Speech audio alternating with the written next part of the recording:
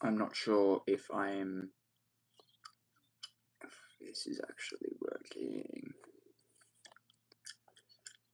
It is. It is. It is.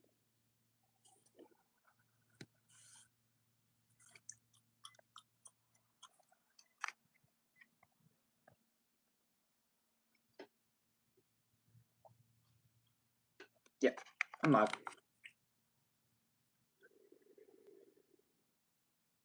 Bring into the corner. Let's just go to Sky Race Control, Anthony Davidson. While we watch George Russell, what is Kimi Antonelli being told on the radio? He's loving life out in front of this motor race today, Property. I can tell you that, because he's being told by Bono to just keep the gap when it was 8.4 seconds to Lewis Hamilton. You can see on the screen it's now 10.2. So he's enjoying driving this car around the streets of Monaco today and ignoring the advice from his team. It's not bad. It matched Lewis's lap time, so he's just gone 9 tenths of a second faster than Lewis on that last lap. Bernie Collins, if you were his strategy engineer today, would you be telling him to slow down or not? I think it's very difficult to tell a driver to slow down around Monaco. Some drivers like to just keep going at their pace and keep the focus up and not manage too much. He's going to get a lot of blue flags now. That's going to be interesting. Still really interested in the Hadjar-Russell battle. I think the saviour for Russell might actually be Liam Lawson.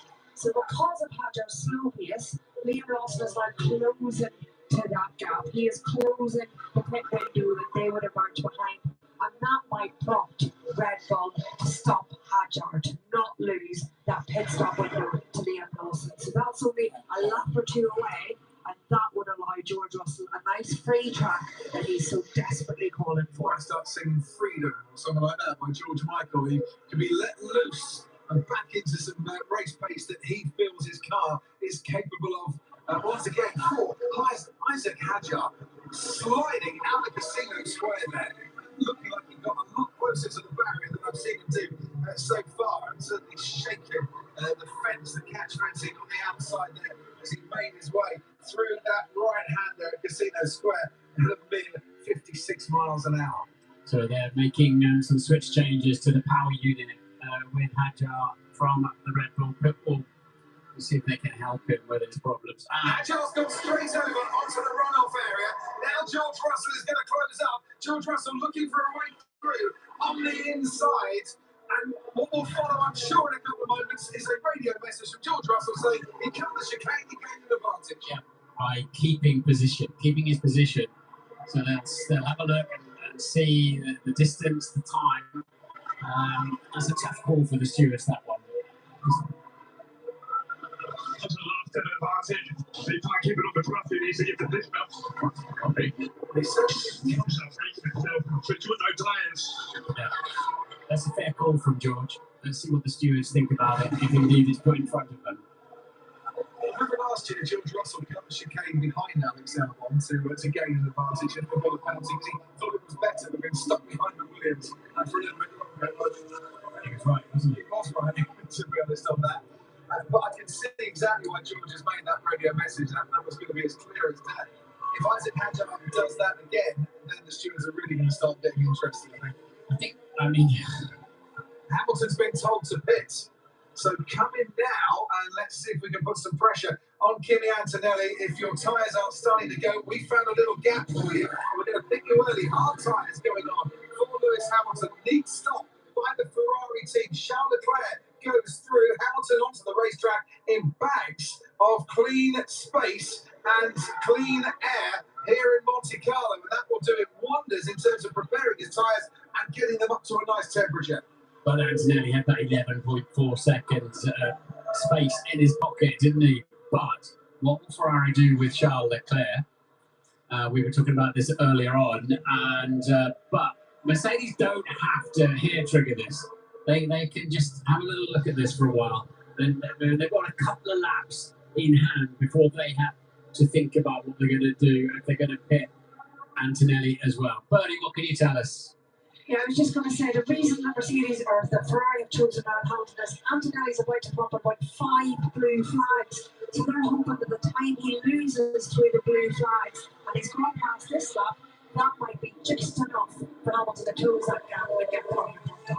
Yeah, Kimi Antonelli has got Robin Lindblad right in front of him. He's just got past Nico Hulkenberg, and there's Colin Pinto in sight just ahead. Lando Norris is very close here to Pierre Gasly, only about 2 car lengths in it as they went through Portier. Here comes Lando Norris trying to get back that 7th place if he possibly can, under braking down the hill into the chicane, and Gasly has got him covered all day. Yeah, Pierre's got a lot of experience and knows where to place his car. But again, that's 2 drivers holding each other up effectively.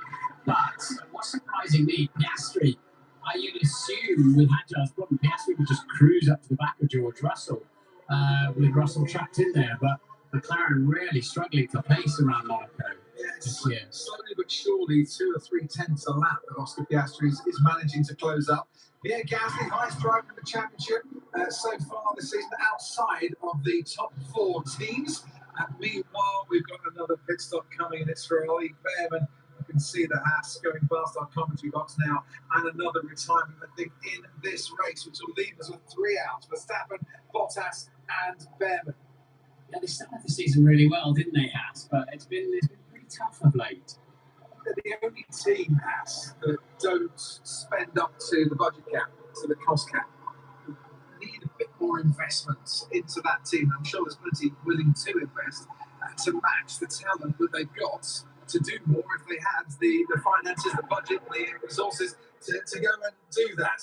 Here's George Russell behind Isaac Hadjar into back. Oscar Piastri is getting in now, just a couple of seconds behind. Then we head back to Gasly and to Norris. Now, for Leclerc pits now, that will be the gap between himself and Lewis Hamilton, who's about 6 tenths of a second slower than Leclerc on the last lap as he starts to get his tyres up to a temperature that nurse them, bring them in, get them up to a working temperature, don't overdo it, and then you'll get the benefits later on in the race. Let's have a look on board with Nico Hulkenberg in the Audi. And he just for a moment thought, as he put the brakes on, that Armin Lindblad would be right there in the chicane. It's better to head onto the runoff area. Alex Albon taking the quickest way through the swimming pool chicane. That's past the barriers, not hit them, break the suspension. And a dismal day for Ollie Behrman, sadly. Qualifying didn't go his way. He was about to do some final flying laps, and then Gabriel Bortoleto stopped on the track, and then he had that contact with his teammate at the start of the hairpin here today, and has been trundling around at the back ever since. He'll be back to fight another day, I'm sure. Here comes George Russell once again. A lot of fresh firing this lap. Just nice. Okay, we're checking. Breathless at all, is he? Just chatting away there, Lando. So they're going to hit George Russell this time around then to try to get him through, undercut, so get out fresh tyres and finally get him past Isaac Hadjar, but feed out into the traffic. Well, he will feed out behind Lando Norris, I would imagine, and ahead of Liam Lawson. They think that Gasly and Norris will be coming in soon enough, but they're not going to be holding up George Russell. But what they don't want to do is get stuck behind Liam Lawson as well. Norris and Gasly have gone through. Gasly and Norris have gone through. George Russell back out onto the racetrack, down in 8th place, having made that pit stop. Isaac Hadjar has been told to fail an engine mode if he can, to try and help the situation. And his simple answer to the team is, I can't do it. Good clean pit stop from Mercedes. That has put Russell into some really nice space ahead of Liam Lawson to come back through. So that's worked a treat. There's a good chance that can put George Russell up into a net P4 when it all shakes out. And let's just see Franco Colapinto and his exploits around Sandon Vart. Get a little bit close to the wall. Let's have a look. Yeah, he just gave it a little love tap. That's how you take that corner. Well done, sir. To the pit wall, and this time down at McLaren. Zach Brown, I get the feeling, Zach, that you felt it was going to be a frustrating day. How are you feeling with Lando stuck behind Pierre Gasly? Pretty frustrated. There's just not anything you can do to pass around here, so we'll see how these pit stops cycle through. See if there's any safety cars. Otherwise, I think everyone's going to pretty much run as you see it. Thanks ever so much, Zach. We'll be back with you in a moment. Isaac Hadjar is in to make his pit stop. George Russell, here he comes, make his way down the straight. George Russell gets ahead of Isaac Hadjar. cut on the Red Bull has been completed, and finally Russell is free.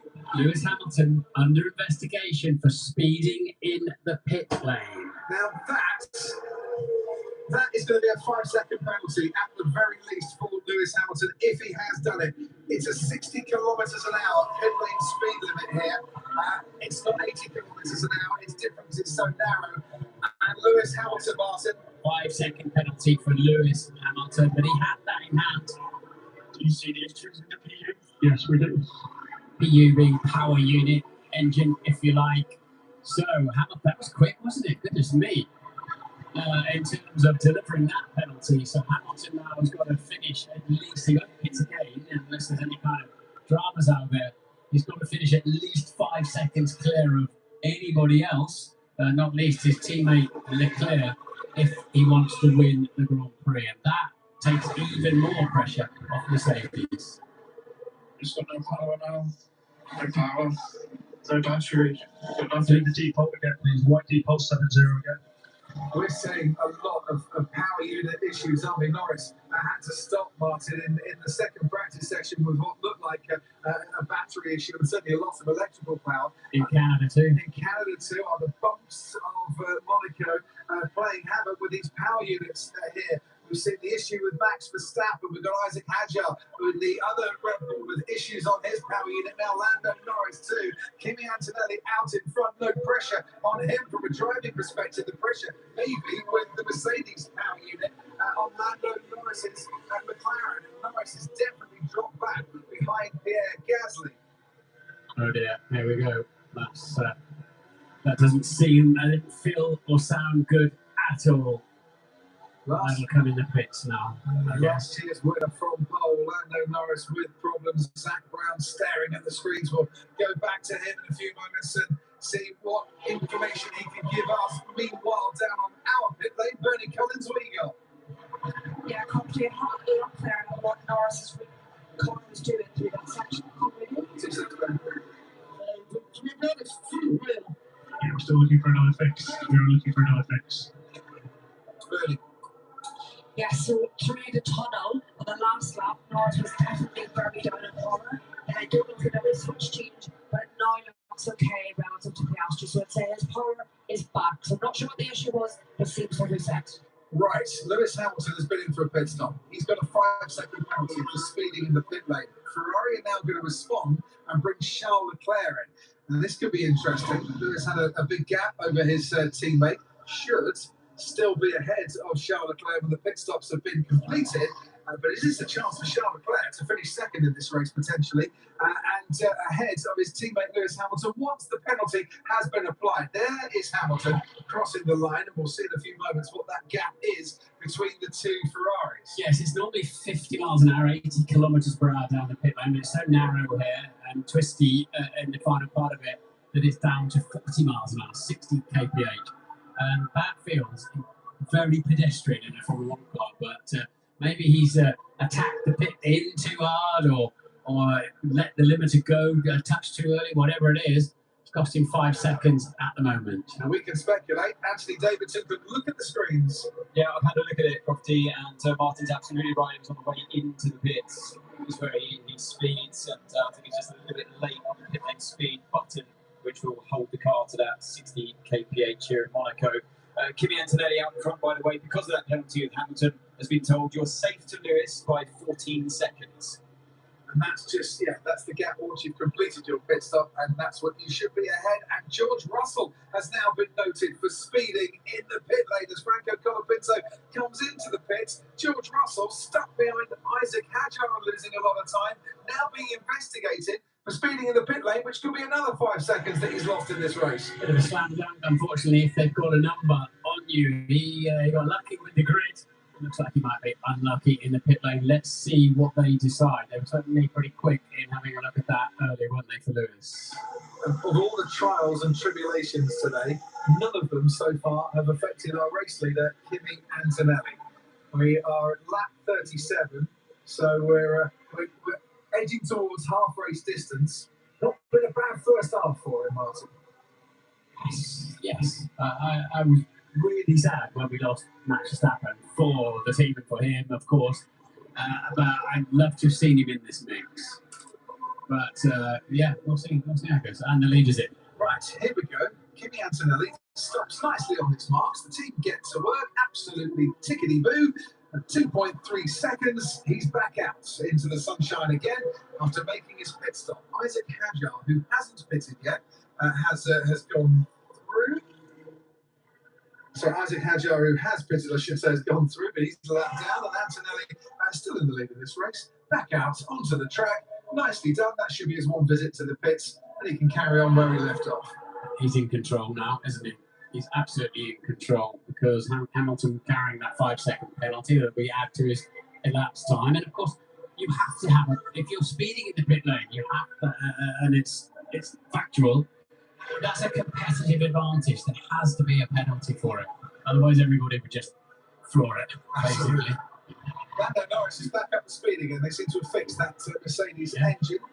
With the power unit, I should say, which is great. We can watch him chasing down Pierre Gasly. A little lock up there from Lando Norris going into Raskas. Arvid Lindblad, meanwhile, is on the tail of Carlos Sainz in the Racing Bulls. Ahead of Sainz is Albon. Ahead of Albon is Liam Lawson. And into Sandoval we go once again. Gasly still has the advantage as George Russell is given a 5-second time penalty for speeding in the pit lane. Yeah, it sounded funny to me as if Norris was coming in the pits with that when he went straight through the chicane, but clearly a control-alt-delete and he's gone again. Anthony Davidson, Sky Race Control. Yeah, so Kimi Antonelli was told actually on his way into the pits, really steady on the pit entry. We don't want to be caught speeding. So I'm guessing by that's where George Russell, like Lewis Hamilton, as I suspected, a little bit late on the button to slow the car down. Just wonder, it's interesting that two drivers have now been caught for speeding. We think at the start of the pit that we don't always see that here in Monaco, although I know as a driver you're trying to push things to the limit, but we don't often see that.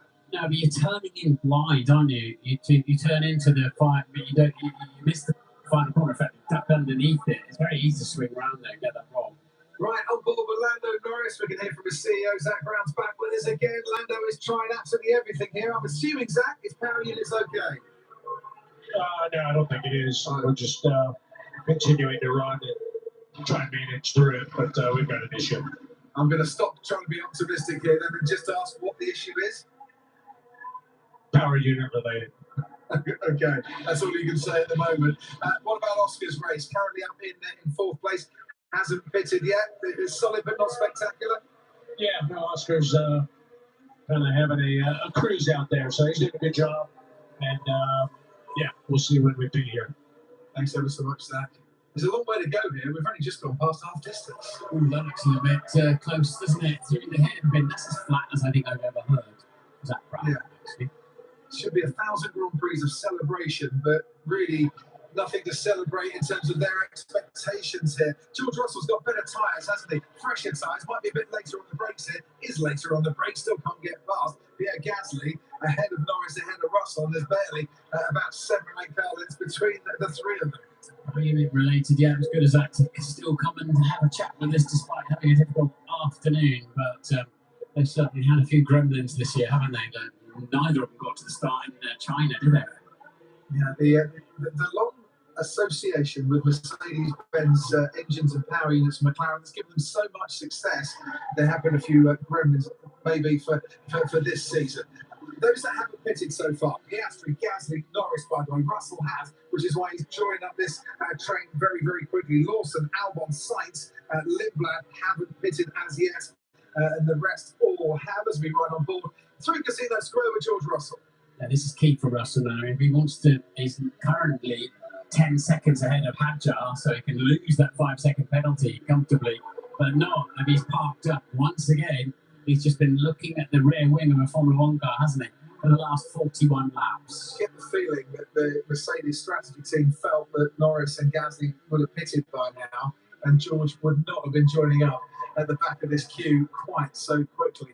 Has anyone got enough late braking to try and squeeze through? No, not on this occasion. Needs a bit more tyre degradation, Martin, doesn't it? Needs the tyres to start going off a little bit more. Yeah, they're pretty robust around here, aren't they, this year?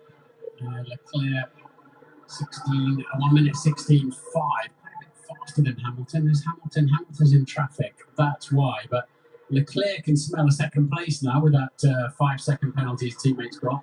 Yeah, guess what? Another driver has been noted for speeding in the pit lane. Franco Colapinto on this occasion has been noted. We'll let you know. Right, it's a bit unusually frequent, isn't it? So whether the line's catching them out, but normally that would show up in practice and qualifying. Yeah, they would have been practicing their pit lane entry in the practice sessions. No further investigation for Sergio Perez leaving the track and gaining an advantage. He's down in 18th at the moment, and his teammate Valtteri Bottas behind him. The two Aston Martins still on their soft tyres, Stroll and Alonso. Will they have to pit again for a change of tyres? Lance Stroll just been noted actually for leaving the track and gaining an advantage ahead of these Colapinto, who is under investigation potentially for speeding in the pit lane, and Anthony Davidson's got news at race control. And they might play this message out properly, but look at Lando dropping back from the Alpine in front. He's been told to hold Russell up in benefit for Piastri. So we saw this last year, and we've seen it in the past here in Monaco, by putting on the anchors for Lando Norris, keeping George Russell frustrated and behind him, opening a gap so that Piastri can pit and be ahead of Mercedes. Yeah, it's team play. You've got two cars out there, and it's all bona fide. It could just be a little bit slower on all the apexes and braking zones and just protect the line. It sort of feels a bit unfair, but it's just the rules of the game. You can do that. It's absolutely fine to do that, even though it's a bit painful to observe. Lando, we want to do the holding strategy on Russell. We want to build up the seconds over the next couple of laps. The thing is, Lando Norris now hasn't got overtake mode, has he? Behind Pierre Gasly, George Russell, fresher tyres, has got overtake mode. So George has got a bit more to play with that Lando hasn't. He has not created an awful lot of overtaking that overtake mode. There has it so far, but Scott Pinto gets a 5-second penalty for speeding as well. Anybody that's coming into the pits, they're all going to be told, look, give it extra safety on your way into the pits because there's something a bit strange going on there. But so Lando just has to be fast coming out the tunnel and nowhere else. He can just hold George Russell up.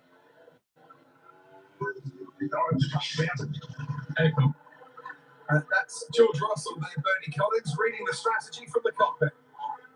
Yeah, exactly. It's incredible what these drivers can do when they're racing around here, Crofty. But what McLaren are doing there, they are training Piastri currently in a P6 position by the end of the race for a P4 position. So 2 positions gained for Piastri. But it will cost Lando Norris because by dropping back, he is missing the opportunity to get Gasly himself.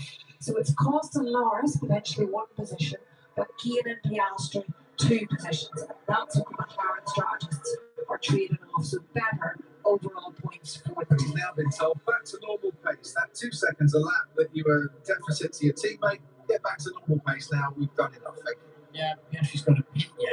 It's 20 seconds to pit, and he's currently 14 ahead of Russell. So he won't. Russell's got his 5-second penalty as well. But let's see how long he holds him up for. Here comes George Russell. Sorry, Martin. Just for one moment, I thought that he was going to try and get alongside. He almost did get alongside, but Norris had just enough to hold him off. That's as close as George Russell's got. Painful message to give to the reigning world champion, isn't it? Hold him up, but all's fair in love and war and Formula One. George Russell has also been noted now, and honestly, if he was not having bad luck today, George Russell, he'd had no luck at all.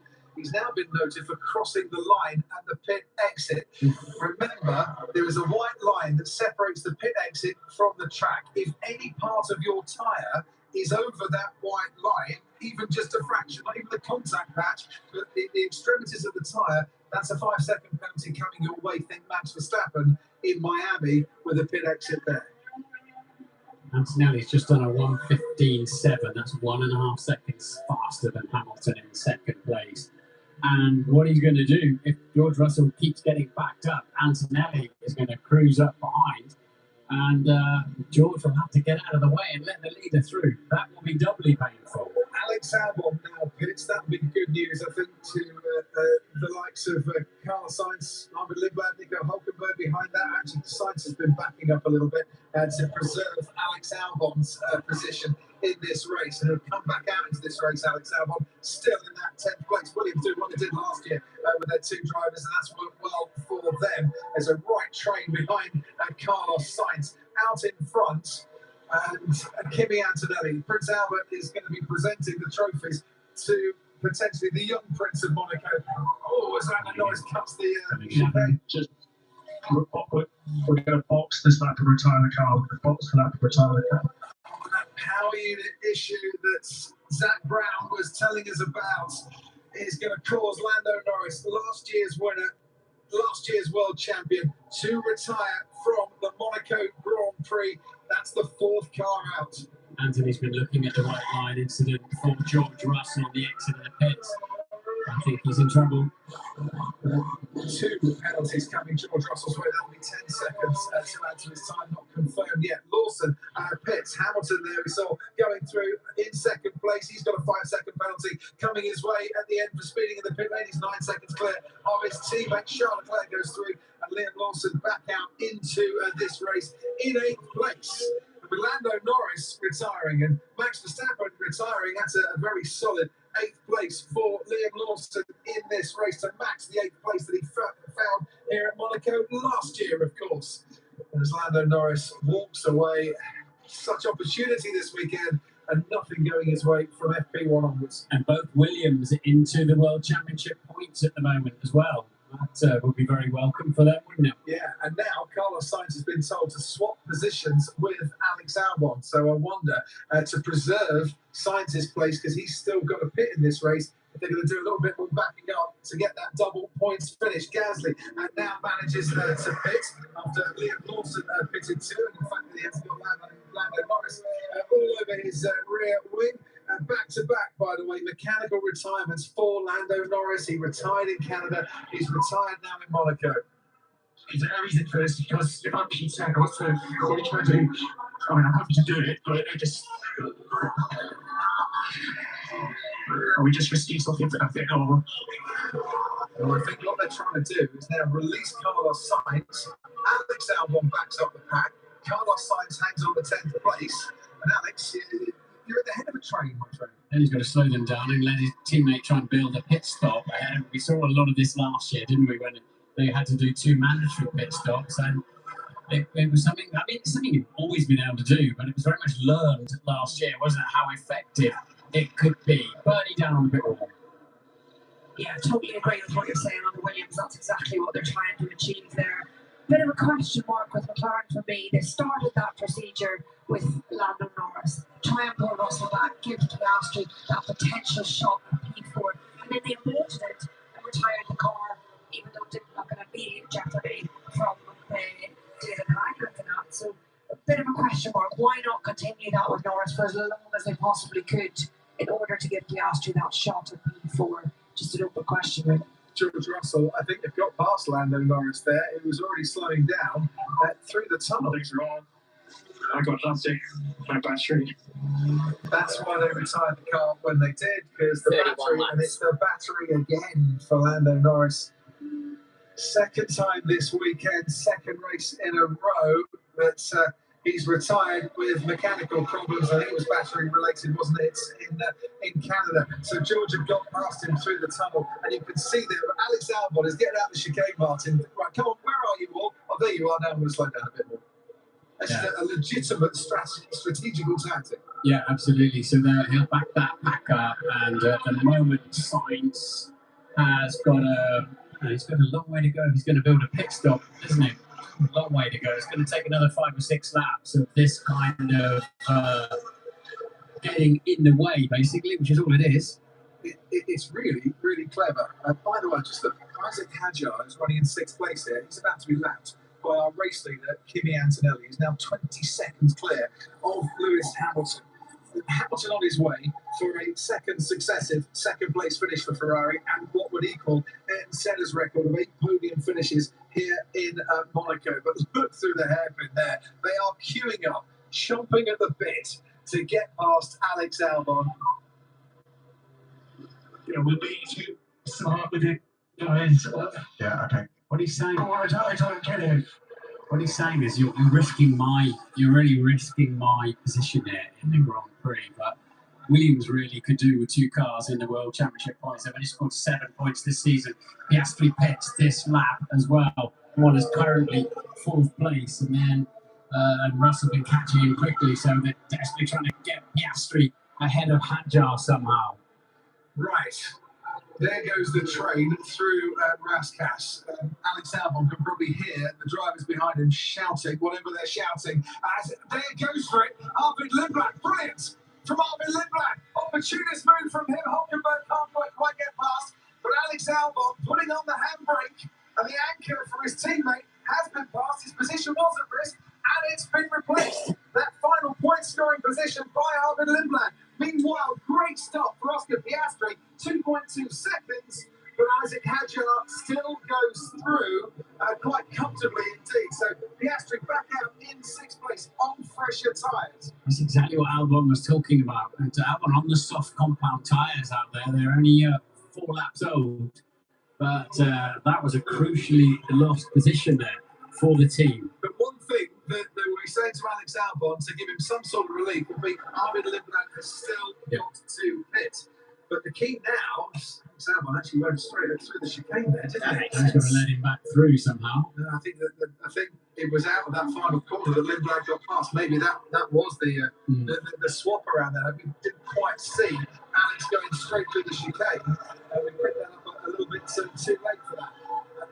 Lindblad's got to pit, so Alex still keep people at bay. Your position's okay. So I think what Albon was doing there, he was probably letting him through on the pit straight, is where how that overtake took place, isn't it? Because of the chicane. Yeah, I just wondered if Arvid had just used a bit of overtake mode. If we were to stop again after safety car, we have plenty of margin. We just have to be really careful on the entry and exit. What we did last time was perfectly fine. Yeah, but I don't think we need to stop. No, it's no safety car. You can get a free stop, that's all. Yeah, the calm, reassuring words of Peter Bonington, Kimi Antonelli's race engineer, just saying, look, it's a safety car, a free stop, you'll still be in the lead, you'll be on better tyres, it might just be worth it. And he's just in a great zone at the moment, all on his own.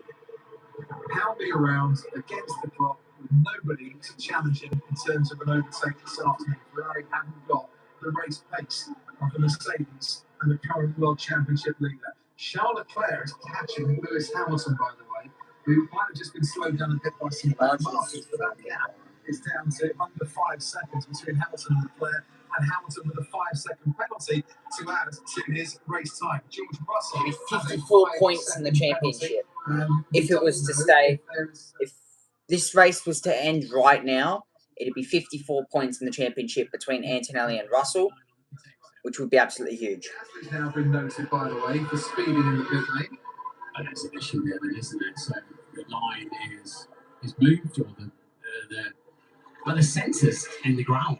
So it seems a little bit odd, but for so many drivers, and that's what they were saying to Antonelli. Look, as he didn't understand it fully. If there's a safety car, don't panic. We've got plenty of time. If you see a safety car, don't think, oh no, that's the last thing I need. Plenty of time, but be careful in and out of the pits. That 52 of 78. Still, Carlos Sainz, Arvid Lindblad yet to pit in this race. So Charles Leclerc, 4.8 seconds behind Lewis Hamilton, who has a 5-second penalty. So he's now within, he's at the moment, he's in next second, is Charles Leclerc. Yeah, he is. Anthony Davidson, at Sky Race Control, has been watching Alex Albon very closely for the last 3 laps or so.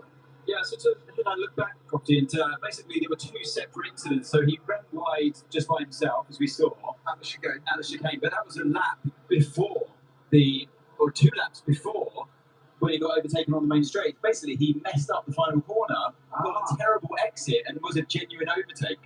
A genuine overtake here in Monaco. No, we don't often say that. Not an OG, a Geo. You've been waiting how many years to say that one? That's like Stormzy called me an OG, and I had to go and Google it to see what it meant. You're definitely the goats, trust me. Pierre Gasly's got that 5 second time penalty, so that's what 4 drivers now. Been speeding in the pit lane.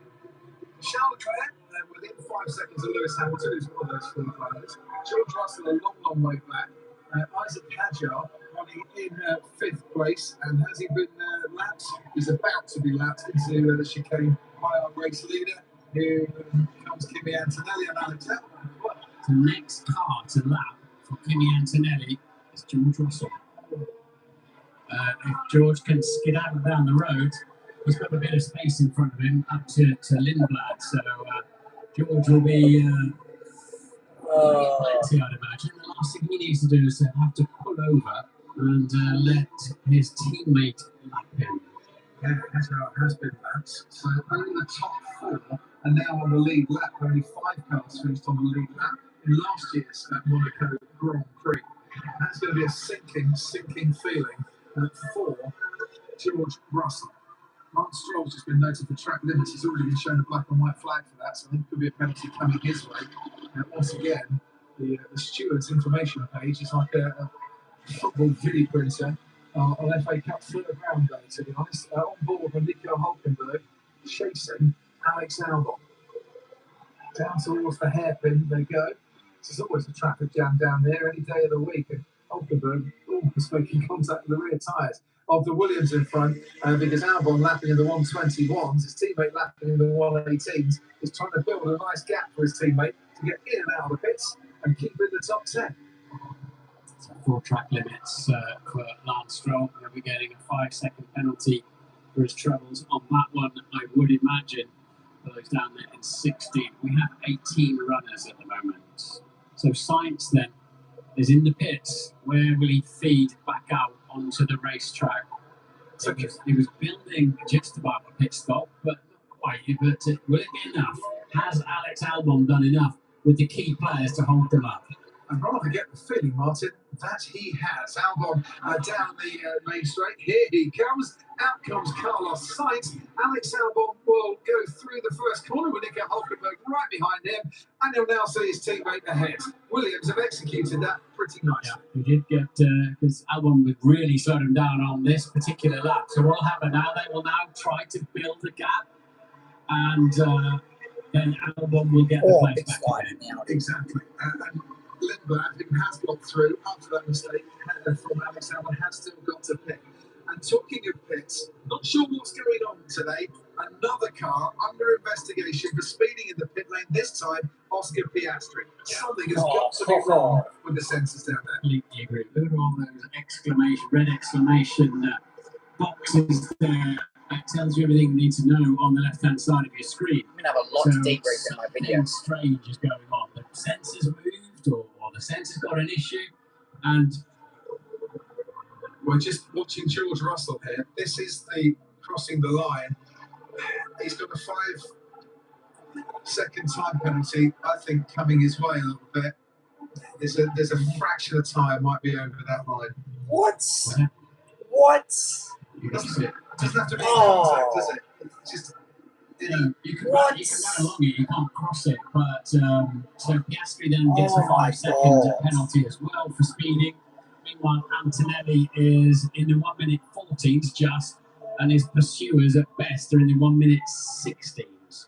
What an extraordinary performance. Absolutely. And Anthony Davidson, Sky Race Control on Oscar Piastri. Yeah, he was even told Crofty before coming into the pits. Wow. After the black box message, they then warned him specifically about the pit lane entry as well. So I really can't understand what's going on there. To me, too many drivers have been caught speeding today for this to be the driver's fault. There's something weird when you enter up the That is not what Kimi Antonelli wants to be reporting. Mercedes want to be hearing, or anyone who is a fan of Kimi Antonelli, and there are many, want to be realising either. He's just set the fastest lap of the race. No signs that his pace has slowed down that much on this particular lap. Leclerc only 2.8, 2.9 behind Hamilton. So remember Hamilton carrying the 5 second penalty. I can't see them going, actually, you know what, sorry, we had a problem with with it and then deleting all the penalties. They can't do that, can they? But it feels unfair. It's very unfair at the moment for those that have got a penalty. A small D rate, bit of harvesting and charging. Don't worry about it. No further investigation. George Russell for crossing the line at the pit exit. Good. He was on the line, wasn't he? And they've decided, they've microscopically looked at it. Good. But George is getting away with it today, isn't he? He's got his speeding penalty, but he's still in the game. Yeah, what the stewards have, of course, will be a head-on shot there to show in exact detail where the extremities of the tyre was. Okay, Kimmy, fastest lap. We don't need them. Bora just wants this ball home now. We're approaching nearly 20 laps to go between now and the end of this race, and you just forget the fast stuff, just bring it home. You've got plenty of margin for this race. Lewis Hamilton was about 2.5 seconds clear of Charles Leclerc. That gap's gone back up once again. There's back markers everywhere as they try and lap cars in front of them. When I say back markers, it's only 4 cars on the lead lap, of which George Russell is the second fastest at the moment. His teammate is fastest, but there's something like 50 seconds between the two Mercedes. Hulkenberg's hustling there. He's not going to let Williams start playing their game of chess and moving their cars around again. Just looked here, Martin, at the track map as well. Make that 3 cars on the lead lap, because Russell has been lapped in this race. So only 3 cars on the lead lap. That's the last time 3 drivers finished on the lead lap here was 2007. Lewis Hamilton was second in that race that year as well. Jesus. He's a net third at the moment, so Lewis needs to find a bit of pace on Charles to keep him under control. Hadjar had all sorts of problems, but he's still there in 5th place. Crazy. Hamilton, Russell, Hadjar, Piastri, Gasly, Collins, Peter, Bortolesso. All got a penalty. I think Osman got one as well. There's the swap from the two Williams drivers that Alex Albon will be very pleased about. And Carlos Sainz will now have to deal with Nico Hulkenberg. I'm going to have a lot to put into a debrief video. On the soft compound tyres, should have plenty of pace to keep Hulkenberg at bay. Yes. Keep plugging on, will Nico. There will be the end of this race. There will be a My Team series being released sometime this week. 2 racing balls in the points for Liam Lawson ahead of him. Pierre Gasly on for a solid points finish in 7th. Let's have a little look at Charles Leclerc. Into the chicane. Wait. Glance the barrier a little bit on the exit. Let's have a look from this angle. Oh! Too many times. That will definitely slow you down. Yep, he's touched it. The metal, the wheel rim, obviously. That was a fair. No wonder he was checking his steering heading down to back corner. That was more than a glance, wasn't it? That was a strike. Yeah, he's got away with that one, Charles Leclerc. Bernie Collins on the pit wall, does he? Yeah, Crofty, I was trying to think about Ferrari, what their strategy would be. Might do Audi. Both drivers, Leclerc, as you say, close down Lewis Hamilton. Is the right thing for Ferrari to switch the drivers? Obviously, Leclerc, if they finish now in these positions, would be P2 anyway with that penalty for Hamilton. The reason for doing it would be if there's a safety car now, they cannot stack the way they are now because Lewis would have to serve that 5-second penalty. If they were the other way around, they could stop both cars, get a soft tyre on, serve the penalty for Hamilton, and that would be a much safer position later on if the gap closed up to Russell. So something for the Ferrari pit wall to start to think about now. When the clear gets close enough, should they switch? And then there's a very, very good point, Bernie. And then presumably at the very end of the race, they'd switch it back again. Because you're right. Hamilton would just have to sit there for 5 seconds. Yeah, Last Stroll in the final corner has stopped. Oh, in the barrier. He's gone into the barriers. That's why we've got a Safety car. That's definitely a safety car. Kimi Antonelli is just coming up to the... Possibly a safety car in this race. Lance Stroll has ended up in the barrier safety car. And that is what I was talking about. Safety car has been deployed. 18 laps to go. Safety car deployed. And now the pit lane will be emerging with lights at this point. Lance Stroll into the barrier coming up towards, on the exit of Rascasse, has in towards turn 19 as you make your way down the back straight. On the exit of Rascasse, he's put it in the barrier. Lance Stroll is out of the Monaco Grand Prix. Hamilton boxing. You could only imagine Antonelli will box. At this point, Russell, you'd think, would also box. This will bunch the field up. This will bunch the field right up. And it also is possibly the chance that Ferrari are back in this. Again, they will have newer tyres. Hamilton now onto pit road. He will serve his... What's the penalty? 5 seconds he's got to serve. He does so.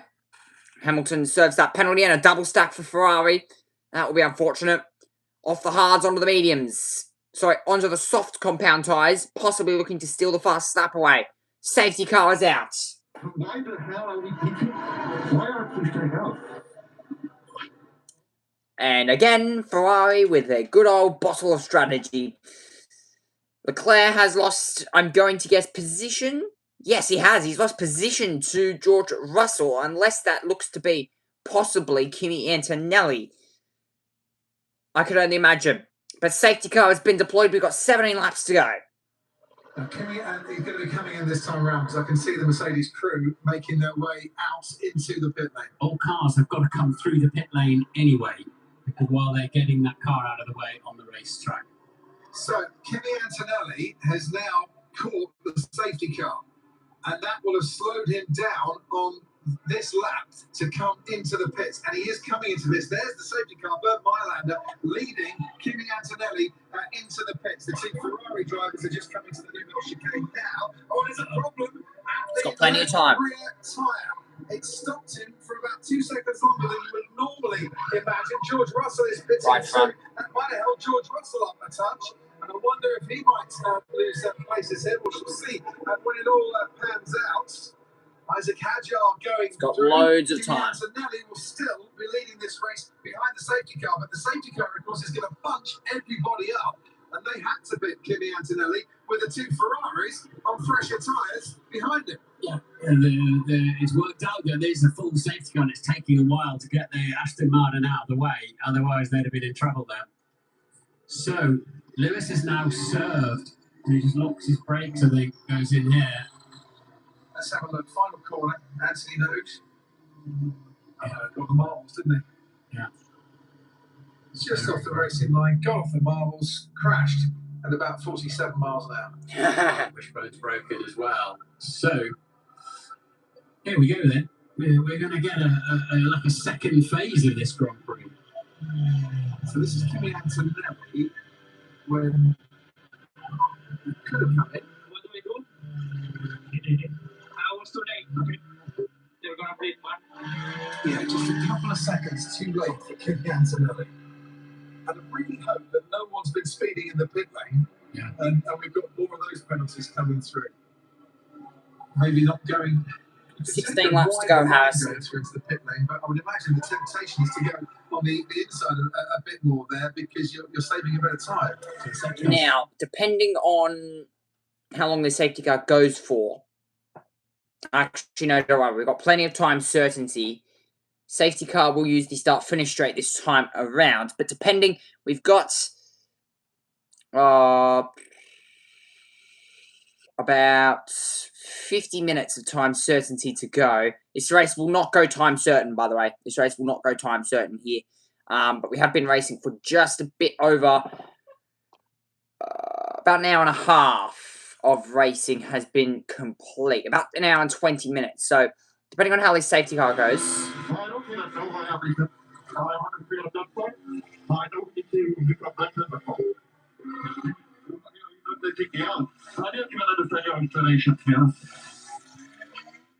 Clearly not happy with Ferrari, but this race will not go time certain. I'm guessing it will go the full distance. If this safety car, though, lasts longer than 12 minutes, we will go time certain in this race.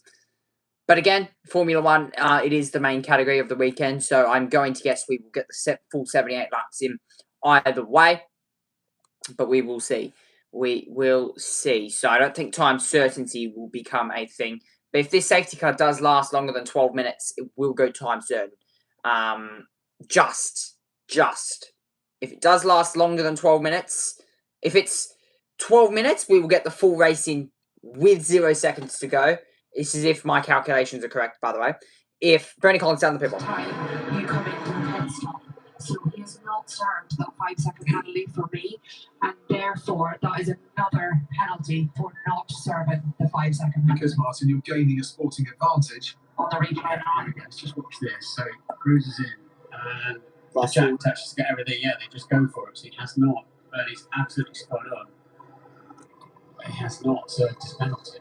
That's going to be another 10 seconds onto Russell's race. But as I was saying, there, if it's longer than 12 minutes, it will probably go time certain in this race, as far as I would know at this point. But with how quick, if you've seen F2 and all that throughout the weekend, with how quick the Monaco crew works here, I can only imagine this will be the last lap under safety car here. So we will get the full 78 laps distance here this afternoon. Kimi Antonelli leads down in front. Hamilton with a penalty. Russell with a penalty. Hadjar with a penalty. Piastri with a penalty.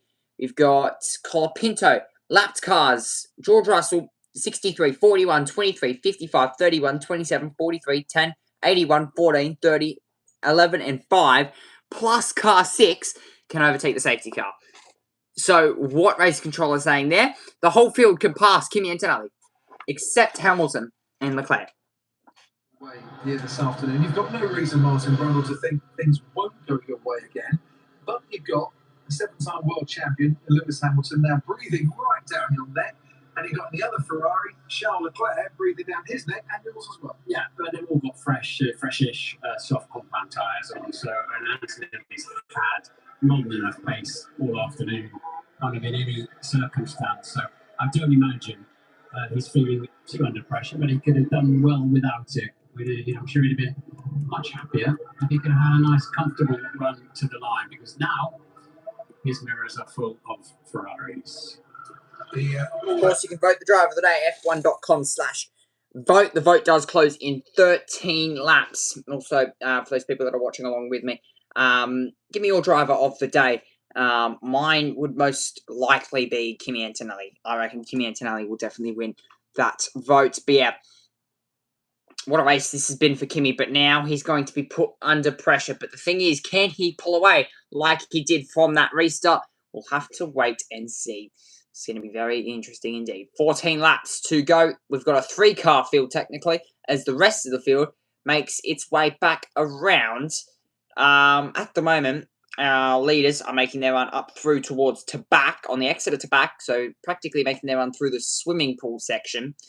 And the rest of the field up towards the hairpin.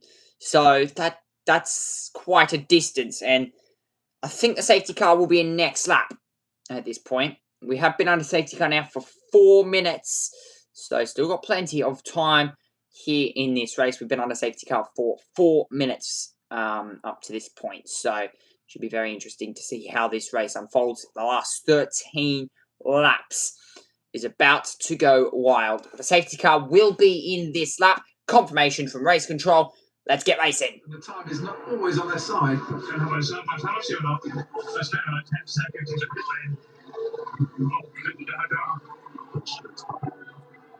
I just need to know if we get a 5-second penalty, and I'm sort of like, I'll give you the messages. Let's just go through. Okay. Yeah, all right. George Russell communicating there with his race engineer and not sounding overly confident in the outcome. I fear it might even be more than 5 seconds. They can give up to 10 in that situation because it is a big sporting advantage. Safety car is in this lap. Right. As the back markers are far enough away from our race leader, Kimi Antonelli, so we can get going again. As his teammate, George Russell, he had been lapped, so he's trying to get himself a little bit further towards Isaac Hadjar. This restart will be very, very interesting. The whole field, except Hadjar, Gasly, Lindblad, and Colapinto, are on the soft compound tyres. We've got drivers out there that are on 54-lap old hard compound tyres. Some didn't box, some did. One of those, Ocon, Hulkenberg, and Colapinto did not box. But the freshest out of those three are Colapinto with only 14-lap old medium compound tyres, with Ocon on 54-lap old tyres. But the front three, though, Kimi Antonelli, Lewis Hamilton, and Charles Leclerc, a battle to the end, and it's green, green, green, and it's pedal to the metal, and it's go, go, go, go, go for Kimi Antonelli.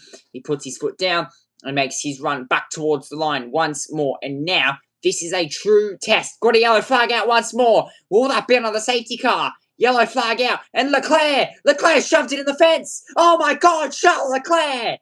You're kidding me. Leclerc has shoved it in the fence, and this will be another safety car. 12 to go, safety car deployed. Safety car has been deployed once more, and Kimi Antonelli, wow. And Arthur Leclerc, they're watching on. Safety car has been deployed, I could only imagine. Yeah, safety car deployed again. And we might go time certain this time around. Charles Leclerc out. He did that beautifully, but safety's going to have to do it again, yeah. As Leclerc angry with himself. That'll put Hadjar then up into a podium position with Russell right on his tail. Charles Leclerc, let's have a little look at what happened here. He got out. I'm going to guess here Charles Leclerc has gotten out in the marbles and he shoved it in the fence just like Lance Stroll did. Yep, out the marbles, bang, straight into the fence. So exactly what Lance Stroll did to put it in the barrier. Yes, I'm not going to take the blame. Break. I don't think it was the brakes, Leclerc. You've completely got... Look at the marbles on the outside of the circuit. And that has been a big factor over the last 60 laps. You get offline, you are going into a barrier. And that's not good. If there's a second car, does a lap count if you go around the track?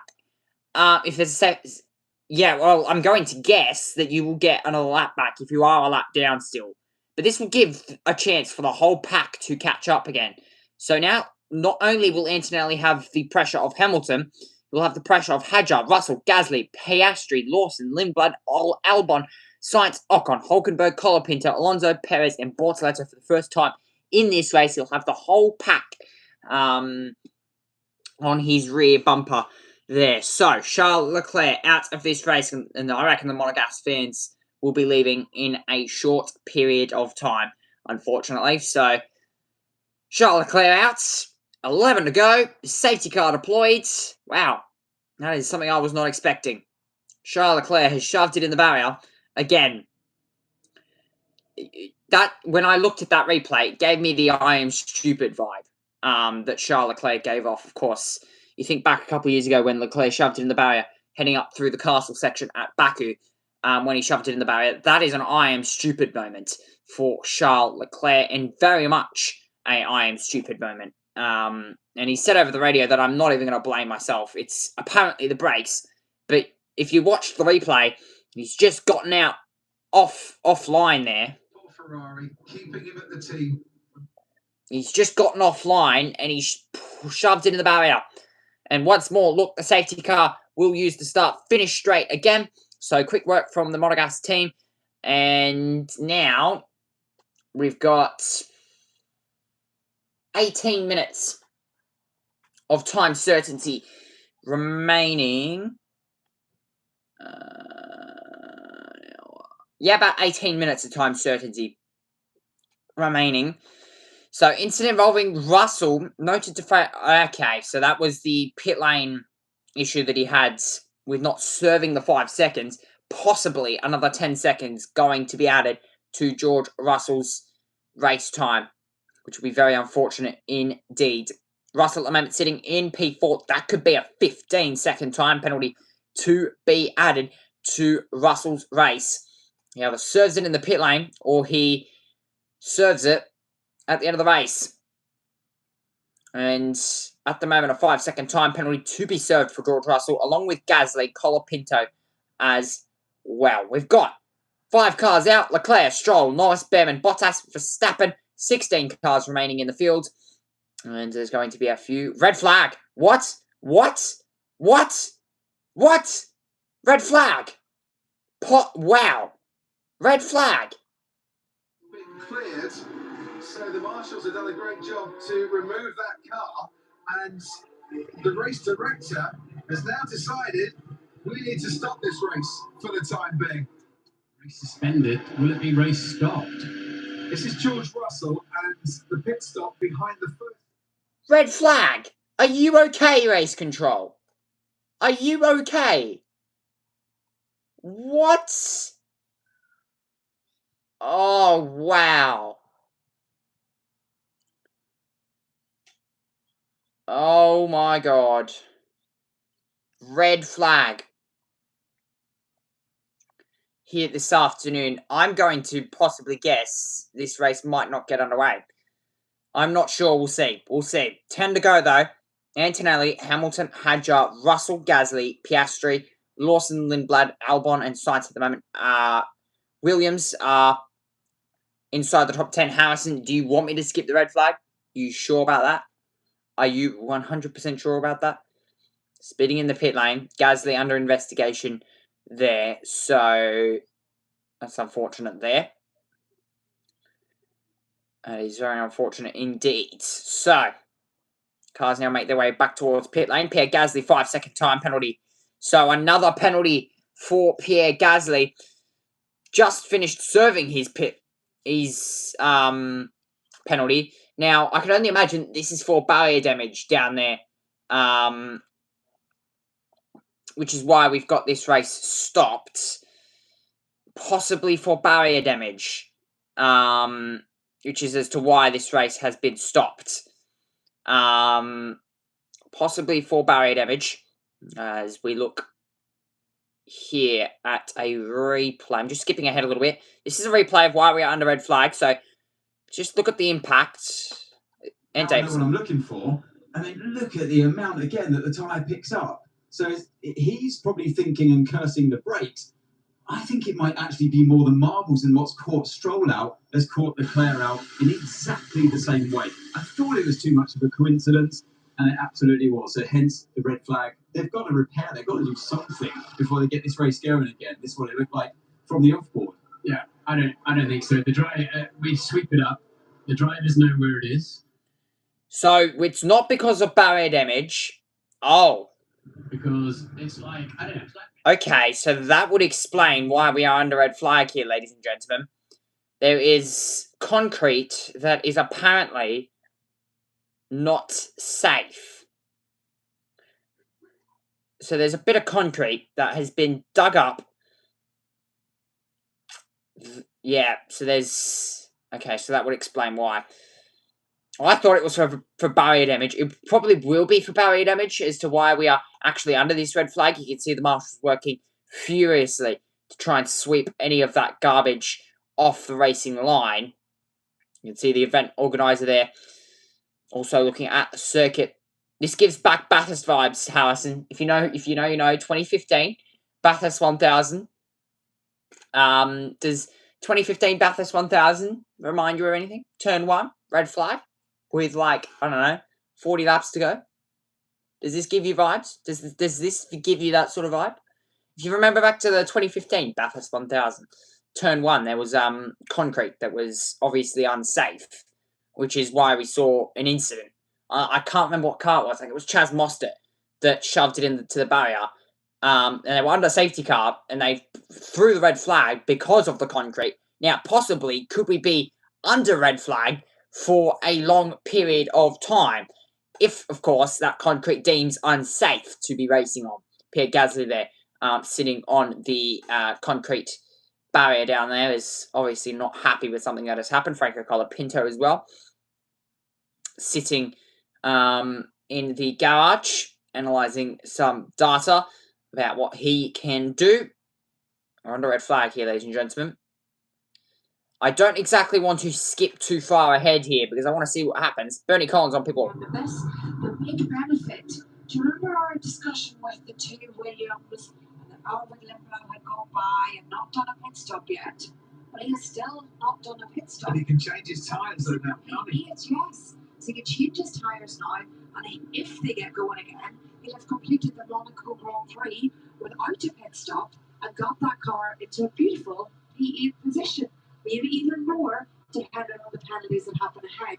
So very fortunate for Aaron Lindblad that he's not done that pit stop before the red flag. If it gets going again, I have to still go through all the regulations to figure out if it doesn't get going again, he's obviously not compliant with the regulations about having done 2 sets of tyres. So a bit of work for me to do on that one still.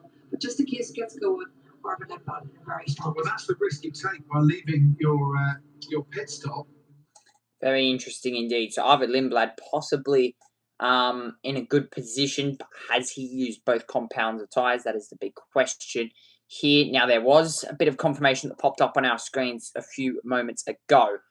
You can see the concrete down there, the bit of concrete that is almost shaved off from the surface of the road.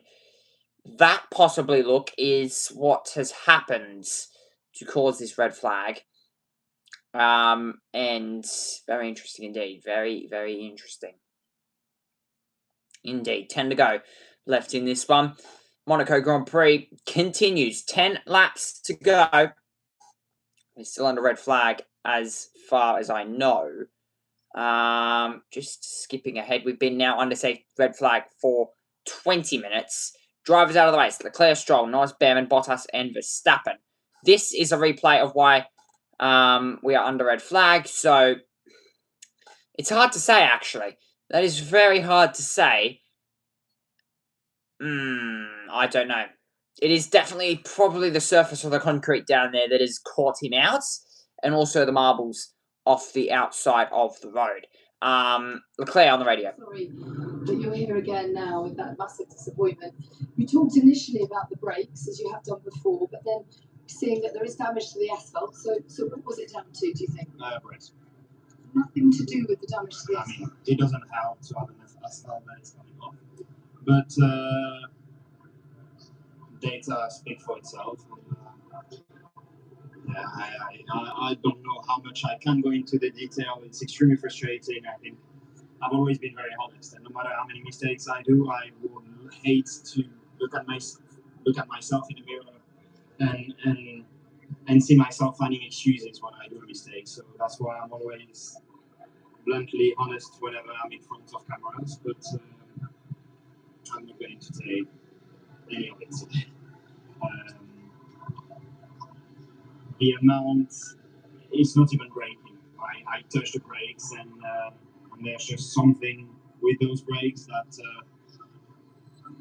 on the front brakes it just broke a lot more than what I thought, and in the rear brakes it had no deceleration at all. It's like I had no rear brakes at all.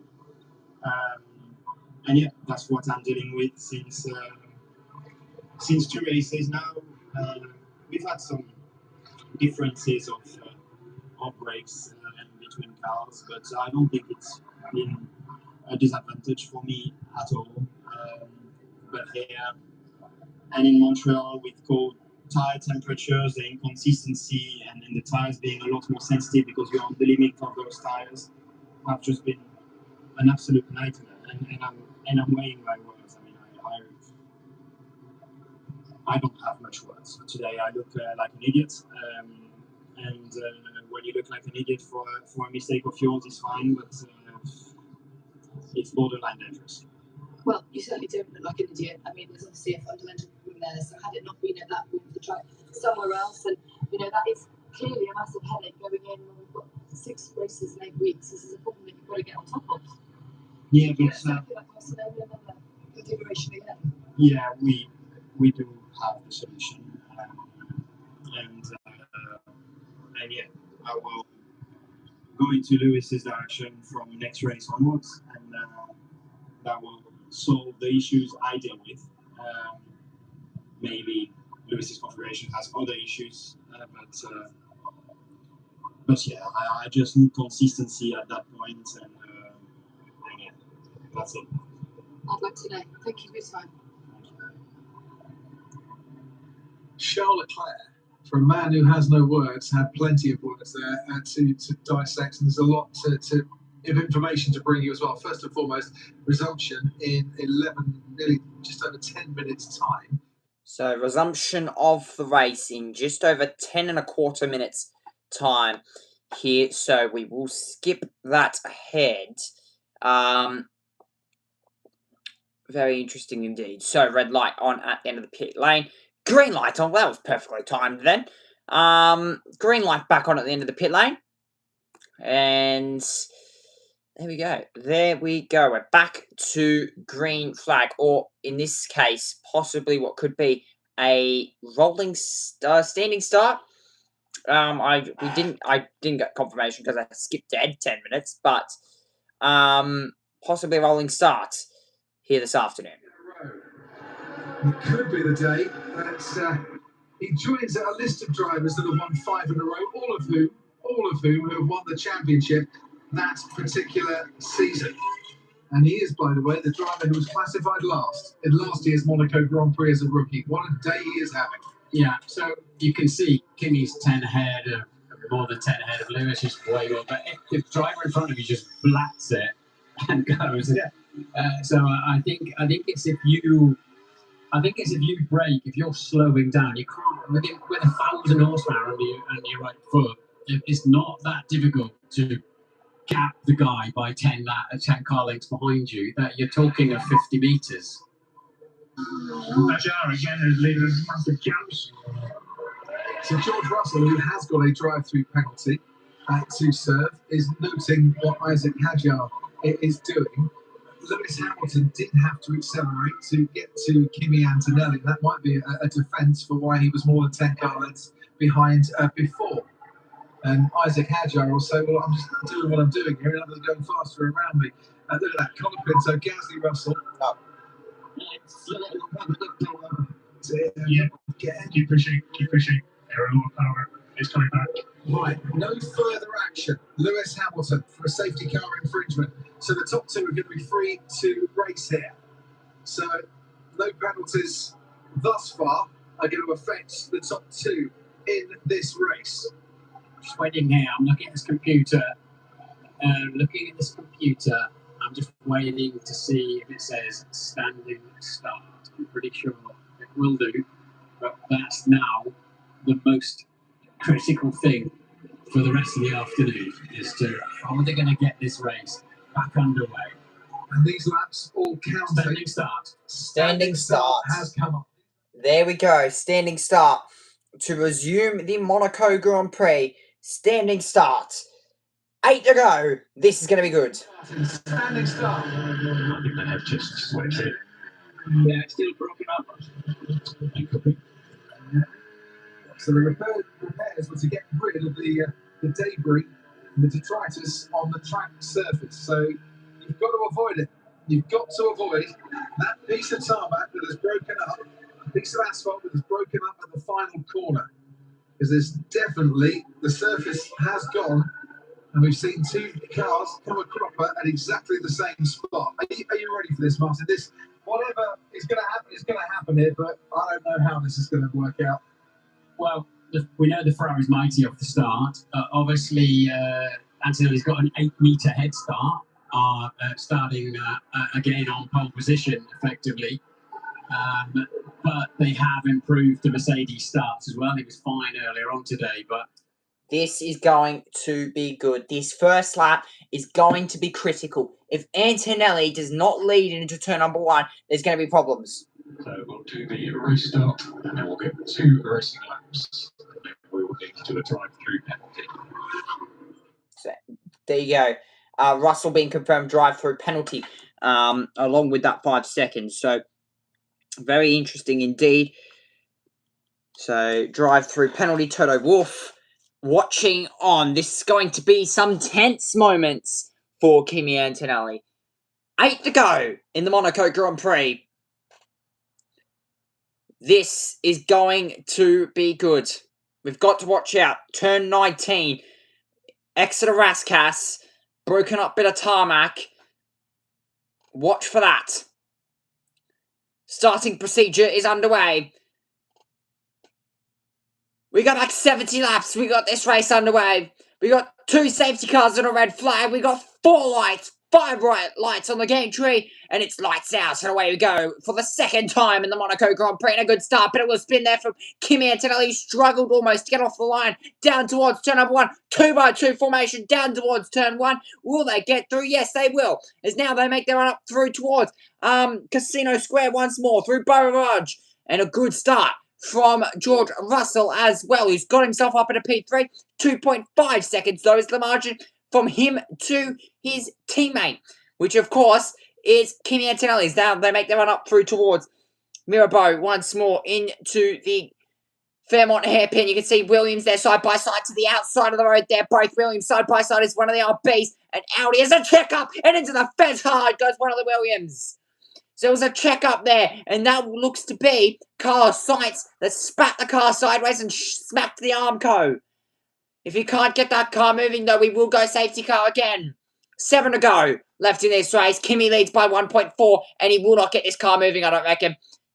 Yeah, down the escape road. This will be possibly a full course yellow or virtual safety car to once more stop this race. 1.4 the margin, Antonelli to Hamilton. And the other person that has a very, very good chance of grabbing a podium here is Pierre Gasly. Now, if Carlos Sainz can get that car moving and just up the escape road, we can stay green here. If he can't, it will be our first virtual safety car or slash safety car of this race. 6 laps to go. Antonelli leads by 1.5 seconds. Is it a podium this afternoon for Gasly? But he's got a penalty coming his way, remember? We haven't seen what happened to Sainz yet. Has he cleared the racetrack? There is an escape road there for them to put the car into, but he's still showing stuff on the side of the track on the driver tracker. Let's see what the car Sainz is. Now, there is a possible chance here that we do go virtual safety car. Race control have not confirmed anything yet, so we're still green as the drivers now make their run through the Fairmont hairpin once more. They all try and find position and find a rhythm in the last 6 laps of this race. If we were to call this the greatest ending to the Monaco Grand Prix, I reckon this would be in the history books. Red flag plus 2 safety cars. And now the drivers make their run down through towards the Nouvelle chicane, side by side with the Audi. And the Williams way up the curve as he tries to find a bit of traction on the exit. That there, look, is Alex Albon. He was way up the curve at the Nouvelle chicane. And now he's come under pressure to the car behind him, which is Esteban Ocon. And Russell being told now box to serve the drive-through penalty. Russell out of this race. Out of contention for the race as well. Hamilton, though, has to stay inside that 1 second to grab that straight mode off Kimi Antonelli. But at the moment, it's giving signs that Antonelli's pulling away. Car coming out of pit lane here. That looked George Russell, and will be under pressure now by possibly Alonso or Bortoletto as they make the run down through towards turn number 1 once more. 5 to go left in this race. Has been noted for a red flag infringement. Oh. So that could also give no further investigation for the safety car infringement. Gasly's on the podium. Gasly's on the podium. Hadjar possibly could grab himself a podium here. Who's going to get the podium? It's going to be possibly Piastri. Piastri's in a good chance to grab a podium. No further investigation. There you go. Gasly has got to hold on 3 seconds to grab a podium at Monaco. 5 to go left in the Monaco Grand Prix. 1.4 investigation after the race. Hadjar, red flag infringement. So Hadjar continues that investigation. 5 to go. The laps continue to count down. George Russell has served that drive-through penalty. That's a tick off the list. Russell has served it, but down in position 14 and will not score points this race. One of the Alpines there to the outside. This is, look, what happened to Carlos Sainz. You can see one of the Audis going around the hairpin. So, yeah, so the Audi got up the curb at the Fairmont hairpin. It was way up the curb. And in the end, smacked himself back down onto solid ground. And has also, in the process, smacked the back end of the Williams car, which is Carlos Sainz. He's now out of this race. This is what happened from Gabriel Bortoletto's point of view. You can see there, being squeezed to the inside of the road, rear wheel up on the curb, and smacked. There, look, is the Alpine into the Armco, and that's possibly right front suspension damage to the Audi. This, look, Franco Colapinto, bang, another touch, and that will be a penalty to Franco Colapinto, possibly, and in the process, loses a whole chunk of time to the back of the pack. 4 to go left in this race, 2.1 the margin, Antonelli to Hamilton. Hamilton, oh, big lock up there from one of the McLarens as he goes way up the curb as he tries to find once more grip on this circuit. 2.2 seconds. The margin as I bloody knock a Pepsi can off. Incident involving Colapinto and Sainz under investigation. Turn 8 collision has been noted. 3 to go left in the Monaco Grand Prix. 3 laps to go. Hadjar, 0.6 of a second. Back to Piastri. Kimi Antonelli, 1:13.958. Their fastest lap of the race. 2.4 seconds now. That's all he's got to hold. He's got 11 seconds back to Gasly, does Hamilton. Colapinto Sainz incident has been noted. Hadjar is absolutely fuming. He's got no power, and this is almost a beautiful chance, and this is giving flashbacks. Look back to lap 21, where Hadjar was struggling with any sort of power in that car, and now, flashbacks, Piastri, look, closing up onto the back. He's 0.8 back off the back of Hadjar. Yeah, he's just outside that straight mode is Piastri for the moment. I need a charger because my phone is at 8% battery here, and we do not want to mess the ending of this race. Back up to David Croft and Martin Brundle. There's no guarantee that Hadjar is going to get any penalties from the stewards. Pierre Gasly is on course to finish 3rd on the road here.